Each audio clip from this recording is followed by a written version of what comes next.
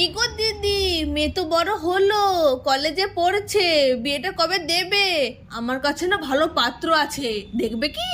আচ্ছা কাকিমা, তুমি কি এখন লোকের ঘরে ঘরে যে এটাই দেখো যে কার মেয়ের বিয়ে হলো আর কার মেয়ের বিয়ে হলো না? আরে না, তোরা তো আমাদের পাশের বাড়িতে থাকিস, তোদের খোঁজ খবর নেওয়াটা তো আমাদের দায়িত্ব।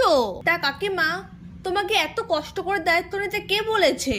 এই দায়িত্বটা যদি তোমার মেয়ের উপর দেখাতে, তাহলে এতদিনকে তোমার মেয়ের বিয়েটা হয়ে যেত। এখনকার যুগে আর কারোর ভালো করতে নেই, তোর বাবা মায়ের একটু হেল্প করে দিচ্ছিলাম। না গো, তোমাকে আমার এত ভালো করতে হবে না। বাবা, এখনকার মেয়েদের মুখে যা চপা, কথাই বলা যাবে না দেখছি। কাকিমা, তোমাদের মতো মহিলাদের জন্য এই রকম চপাটা না একটু দরকার।